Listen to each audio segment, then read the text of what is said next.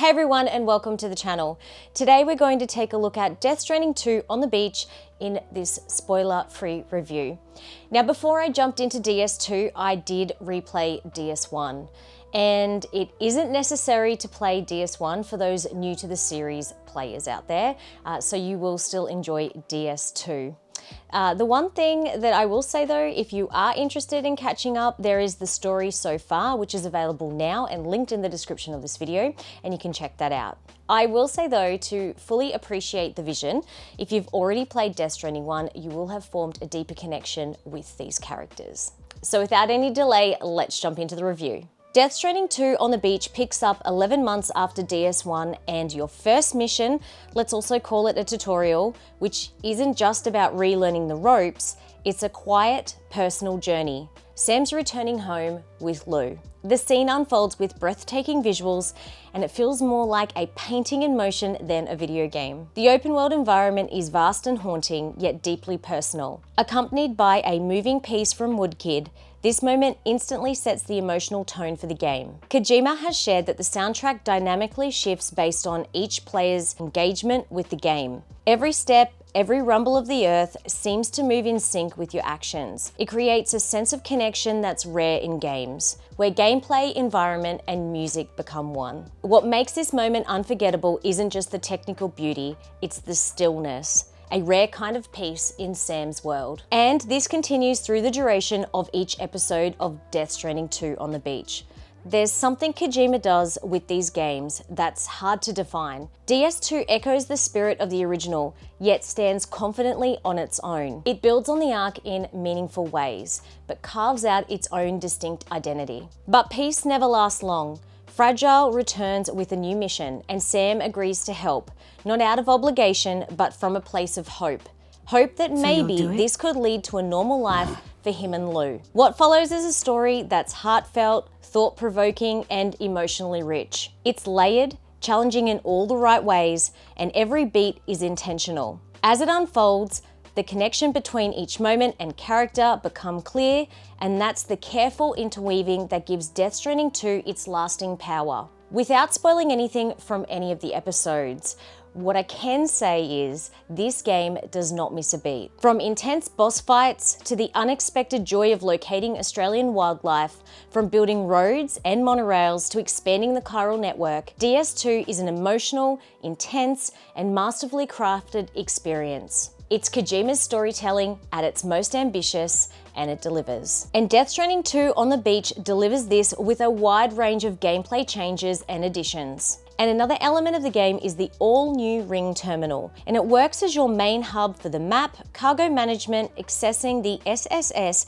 which is the Social Strand Service, which is kind of a messaging service. The Corpus, music player, and other areas of the game, including the save function, is located here. APAS enhancement is also located here, and is where you can select and interchange Sam's skills for certain orders. I leant towards choosing auto select during my missions just to keep things easy, but you can drill down as you open up more enhancements. The Corpus is a useful area that has access to the databank, tips, and controls, plus covers the story so far. The music player is one of my favorite additions to the game, and now when you're on the chiral network, you can be listening to your own mixed track mashup of songs you've unlocked. Another neat feature to DS2 is the ability to set your route, which will detail a risk level. This is an excellent addition to the gameplay. As you journey across Mexico and Australia, you will be going up against earthquakes, floods, storms, and all different things. The 3D mapping looks insane as well, plus planning your route is super important,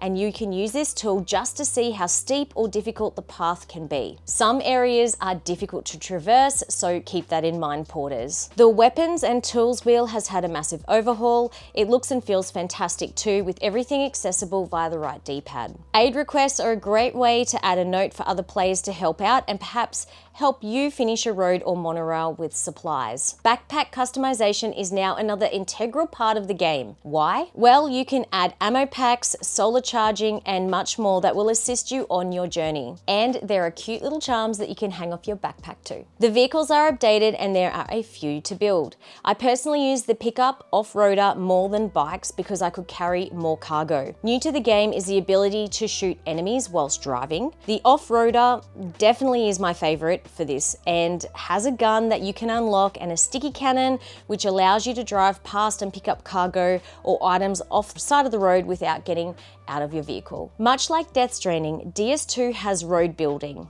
and I cannot stress enough how much I feel like this saves you time. And I have to admit, I really love building the roads. DS2 also has a monorail now, which links across certain locations in Australia. The monorail is super time saving when you wish to move large orders or materials to continue to build those sections of road across the other side of the map. A thoughtful new addition is now that there are mines which are scattered across Australia too. Again, I can't stress enough how much these helped with being able to finish off sections of road. And lastly, a super small detail that I believe enhances the game is the ladder. You can climb up and down like you're on rails. There is so much to explore and build in this incredible open world, so players, you'll always have something unique to do. There is also a lot of new weapons, and there is one which is the blood boomerang.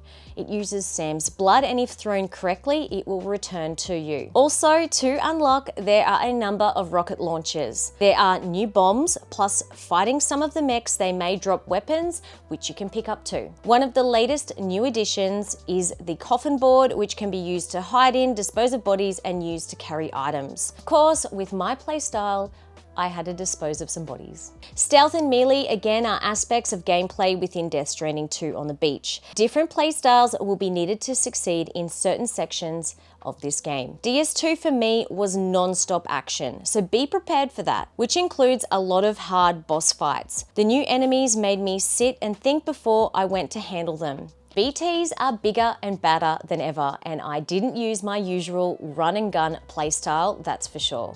In Death Stranding 2 on the beach, you'll see a lot of familiar faces from Death Stranding. Of course, I'm a huge fan of Norman Reedus, and I think he again has done an outstanding job as Sam, along with Lea Seydoux as Fragile, and the voice of Charlie, which is played by Tommy Earl Jenkins. Exceptional work, guys. New characters to the game with stellar performances are Rainey, Tomorrow, Dolman, and of course Tarman, played by George Miller. I felt all 4 characters had something unique to offer the story. Plus, returning Heartman and Deadman, need I say more, those guys are awesome. The return of Higgs is nothing short of chaos. Troy Baker slips back into the role with a terrifying intensity, reminding us just how phenomenal his range truly is. Now, Death Stranding 2 on the beach is one of the most visually impressive games I personally have played. Jumping in from DS1 to DS2, you can really see how Kojima has pushed the quality of the game. The landscapes and locations of Mexico look stunning, and then you reach Australia,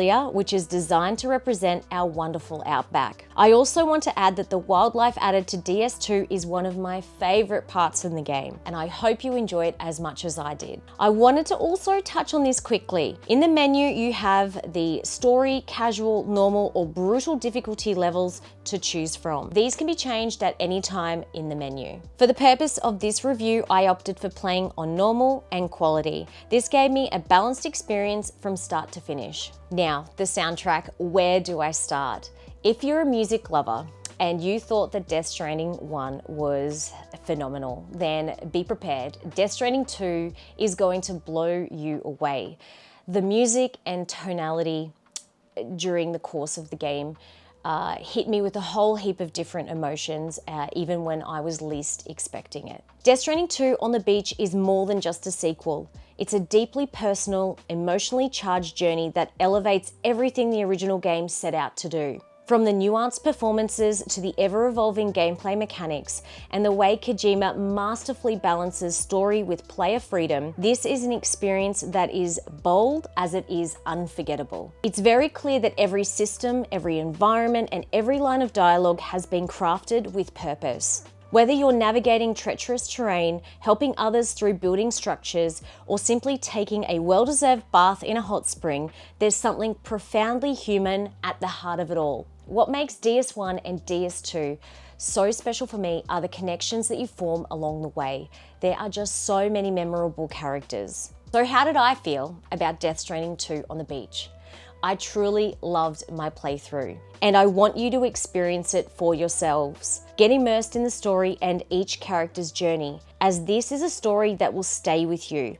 Long after the credits roll, you'll still be thinking about it. I'd love to give a huge shout out to Kojima Productions and PlayStation Australia for the review opportunity for Death Stranding 2 on the beach, which is available on June 26th, 2025.